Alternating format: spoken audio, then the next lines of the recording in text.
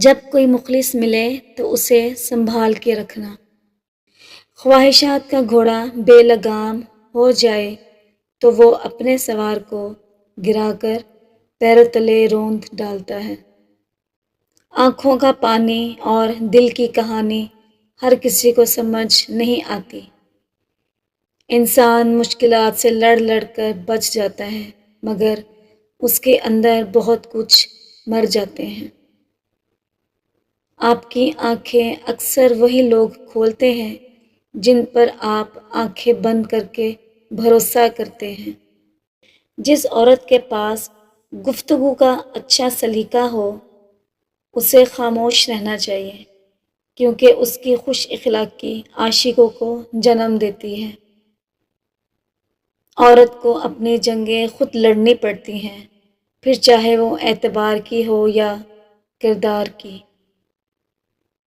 اچھی باتوں کا اثر آج کل اس لیے بھی نہیں ہوتا کیونکہ لکھنے والے اور پڑھنے والے دونوں یہ سمجھتے ہیں کہ یہ دوسرے کے لیے ہے۔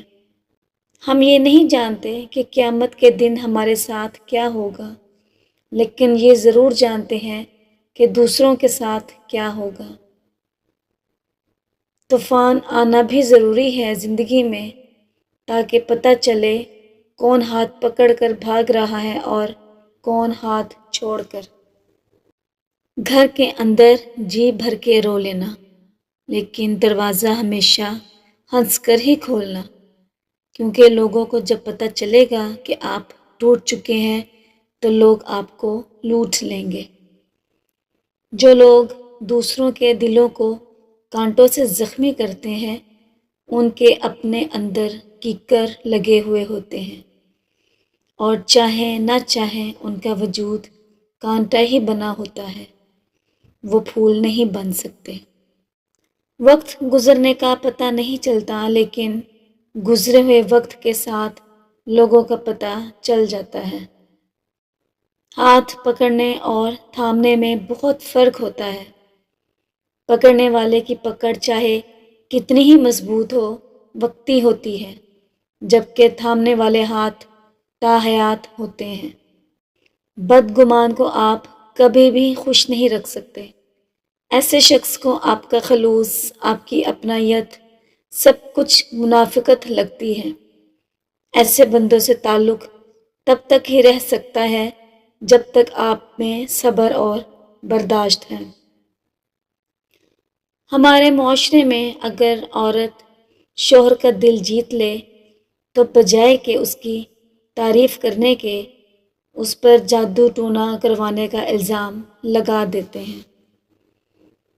پریشانیاں ہر ایک کی زندگی میں موجود ہیں، کوئی بھی ایک مکمل پرفیکٹ زندگی نہیں گزار رہا، بس فرق وہاں پہ آتا ہے جب انسان اپنے معاملات اللہ کے حوالے کرتا ہے اور مطمئن ہو جاتا ہے اور کہتا ہے حسبنا اللہ و نعم الوکیل۔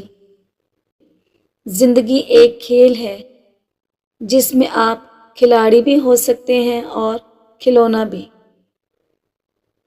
لوگ ویسے نہیں ہوتے جیسے اسٹیٹس لگاتے ہیں۔ عورت جب اپنے پسندیدہ مرد سے بات کرتی ہے تو اپنا دماغ نکال کر سائڈ پر رکھ دیتی ہے۔ زیادہ باتیں اور زیادہ وضاحتیں انسانوں کو اکثر قریب نہیں بلکہ دور کر دیتی ہیں۔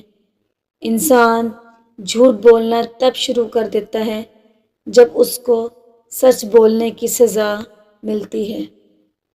جو عورت روز ایک سیب کھاتی ہے وہ دوسری عورتوں کی نسبت صحت مند ہوتی ہے اور قوت مدافعت اتنی بڑھ جاتی ہے کہ وہ ہر تکلیف سے بچی رہتی ہے۔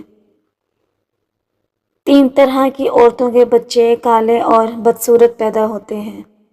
نمبر 1 خاوند کی نافرمان عورت، نمبر 2 بدکار عورت، نمبر 3 اور جو عورت غیبت کرتی ہو۔ جو عورت شوق سے ناریل کھاتی ہے اس کا جسم کبھی بھی ڈھیلا نہیں پڑتا اور رنگ بھی گورا ہوتا ہے۔